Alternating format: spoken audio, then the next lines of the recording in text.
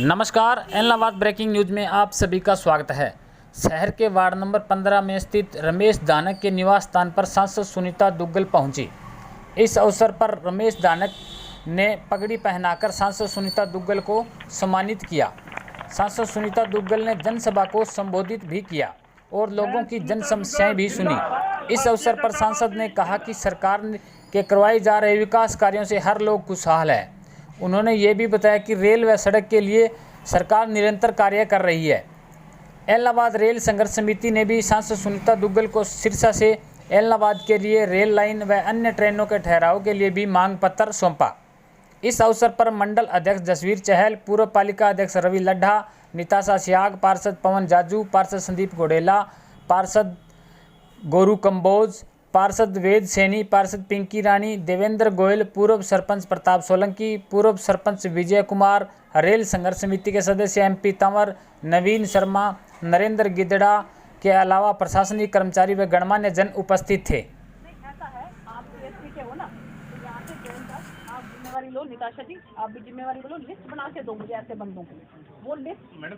पता कैसे लगेगा किसके पास क्या है? नहीं तो फिर आप ये तो एक सिस्टम ये है ना, इनकी इनकम मैंने 80 कर दी, तो वो ऑटोमेटिक कहाँ से होके आती है? उनकी 5 लाख दिखाता है, बाद वेरीफाई 5 लाख हो जाती है। ये हमसे आके लड़ते हैं बाद में। नहीं, मैं यही बात कह रही हूँ कि जो आपके पास कितने लोगों का रिस्पॉन्स है आपको? देखिए, ऐसा है कि मैं पिछले कई दिनों से जो है वो लोगों के बीच में जाकर उनकी समस्याओं को सुनकर और कोशिश करते हैं कि जो हमारे साथ अधिकारी हैं उनको कह के साथ के साथ ही उसका समाधान करें। और जो कुछ समस्या ऐसी हैं जिनका कि उच्च अधिकारियों से अगर बात करने की जरूरत पड़ती है तो मैं वो कागज उच्च अधिकारियों तक पहुंचा देती हूं। तो अभी क्योंकि पार्लियामेंट चल रही है, आप लोगों को मालूम है, इसलिए सिर्फ सैटरडे संडे का समय मुझे मिला, तो इसलिए आज शनिवार है तो मैं लोगों के बीच में आई। इलाहाबाद मुझे आने का बहुत दिनों से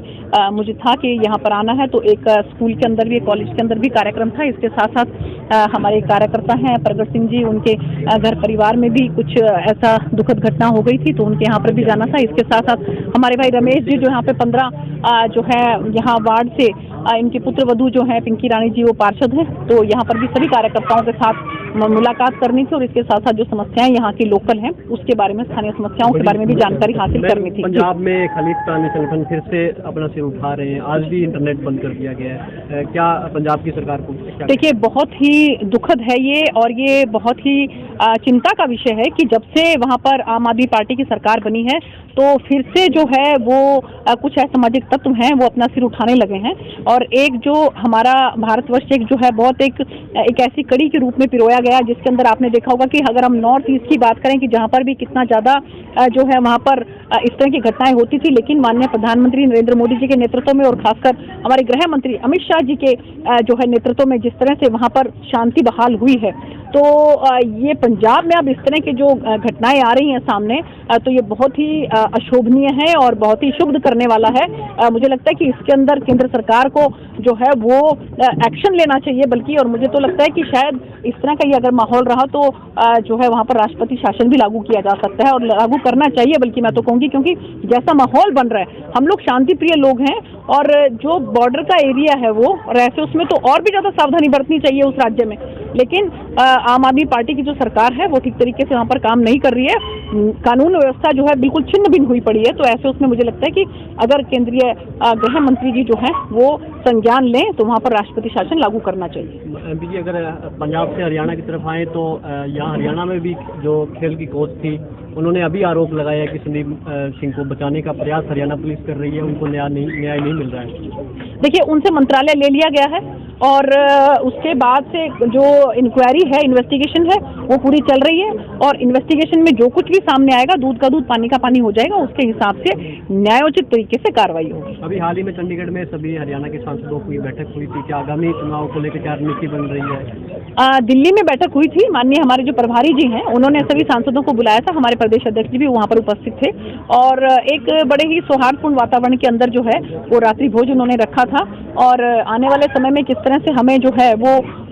सभी कार्यकर्ताओं को साथ लेकर संगठन को आगे बढ़ाना है, इसके बारे में पूरी चर्चा हुई। मैडम, एक परिवार पहचान पत्र को लेकर काफी दिक्कतें आ रही है लोगों को, इसको लेकर माननीय मुख्यमंत्री जी से हमने इस बारे में बात की थी। माननीय मुख्यमंत्री जी ने कहा कि जहाँ कहीं पर भी आप लोगों को लगता है, आप ये ADC जो वहाँ के जिले के हैं उनके संज्ञान में लेकर आइए। अगर वहाँ पर भी आपको लगता है कि ठीक तरीके से वहाँ पर नहीं कुछ अगर हो पा रहा है, कहीं कोई दिक्कत आ रही है, समस्या है कोई, तो आप सीधा वो लिस्ट बनाकर आप जो है वो मुख्यमंत्री कार्यालय में भेजिए और यहाँ पर वो पर्सनली इंटरेस्ट लेकर इसके बारे में जानकारी हासिल करके उसका समाधान करने की कोशिश करें। इलाहाबाद के लिए कोई खास की बार बजट में लेके दिखाओगे आप? बजट में देखिए ऐसा है कि केंद्र के बजट की बात कर रहे हो कि आप राज्य सरकार के? केंद्र के बजट में तो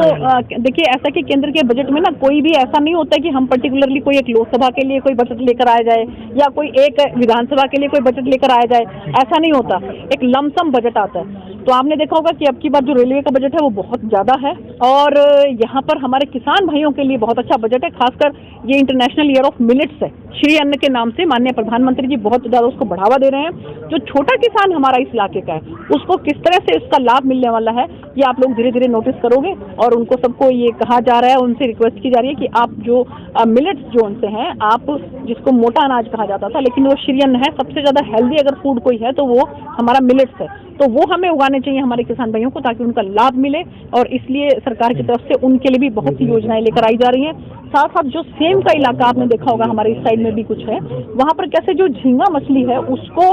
बढ़ावा देने के लिए हमारे किसान भाइयों को जो जिस तरह से सहयोग किया जा रहा है केंद्र सरकार की तरफ से और राज्य सरकार की तरफ से, आपके माध्यम से मैं कहना चाहूँगी कि वो उसका पूरा लाभ उठाएं।